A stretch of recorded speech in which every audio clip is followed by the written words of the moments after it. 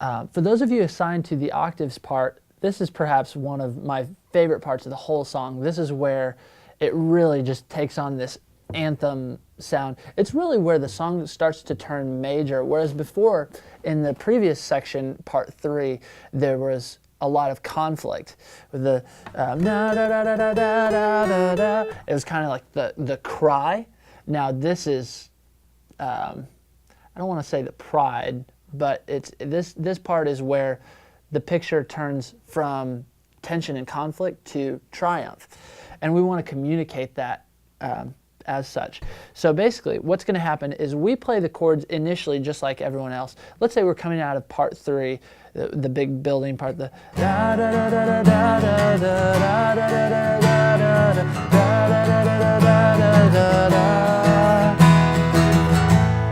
basically, we all want to find the closest A and end on that and let that hold, ring out for a little bit. So if you happen to be, depending on the part that you're coming from previously, we want to end on the closest A. If you're down in this section or region of the guitar, end on an A there, let it ring out.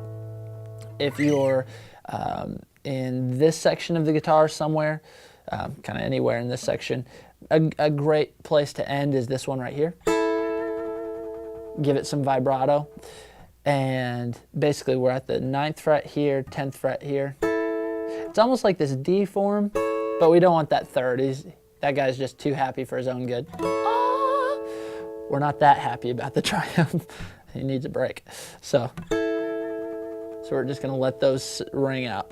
So once we let those ring out and kind of give it a pause, we're going to come in with the rest of the people playing the chords. Just hop in whenever your tone dies out. So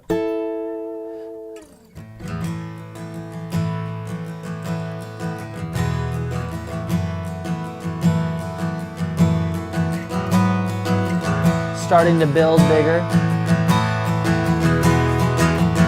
Here come the breaks. Now let's talk about what we were just doing. Basically, the chords there for that section were A, E, F sharp minor. The E was simply a passing chord. Then we're going to do F sharp minor, E over G sharp to A. The E over G sharp was a passing chord. We form E over G sharp the same way we were just forming F sharp minor, by just going, scooting it forward 2 frets and then going to A. The second time through that, we're going to do these hits that are like ba ba ba ba ba ba ba ba. So let's say we just rung out our A.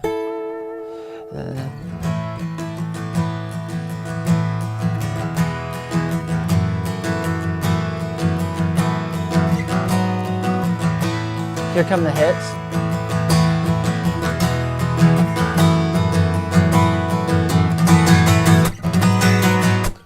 And then we're to our part. Now this is where the fun begins. We're going to be doing octaves here and a lot of sliding. So we're using this, we're sliding 11 to 12. So we're going to go, and then just, I think, da da da, 1 and 2, 1 E and a 2. I think it's 8th notes.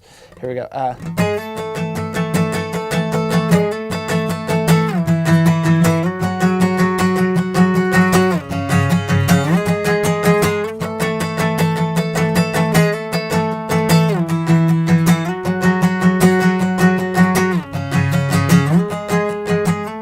Okay, so let's do that real slow. We've got 11 to 12, slide 12 down to 7. So 7 slide to 9, 9 slide to 4, 4 slide to 11, 11 slide to 12. So let's take that real slow. 11 slide to 12, 7, 9, 4, 11, 12, 11 to 12 again, 12, 7, 9, 9 to 4, 11, 12. So let's do that again at full speed. Here we go.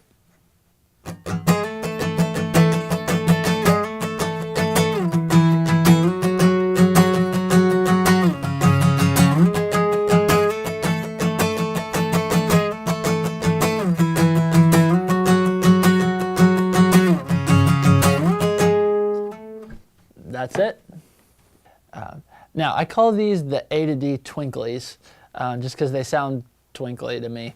So what we're going to do is we're alternating back and forth between A and D, but then adding in these little sparkly, twinkly things. So what we're going to do is we're doing A.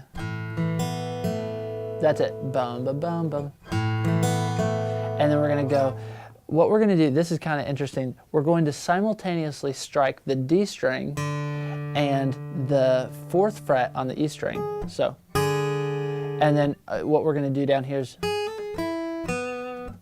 so we're doing, that's a hammer-on pull-off. But we're going to let that D string ring out, so it'll sound like this. So here's what it sounds like all together. I'll take it slow.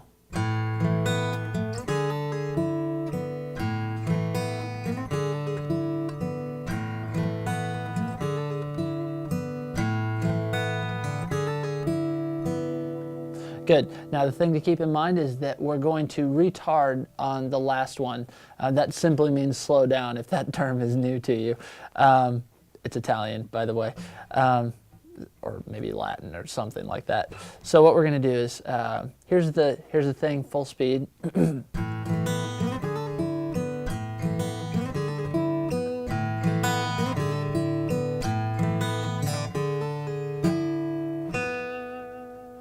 Let's try that again one more time, play it together.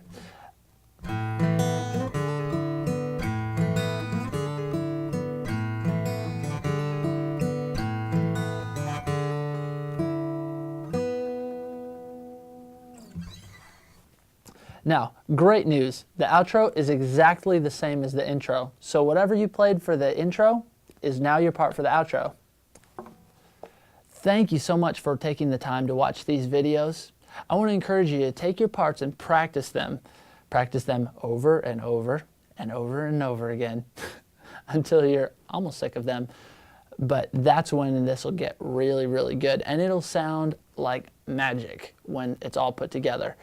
And I want to encourage you to take these parts, to practice them, to make them your own. That's the most important thing. When you make them your own, it'll sound like you, and your voice in all of its unique individuality will be added to the sum total of them all. And this is why we're so grateful to have you a part of this.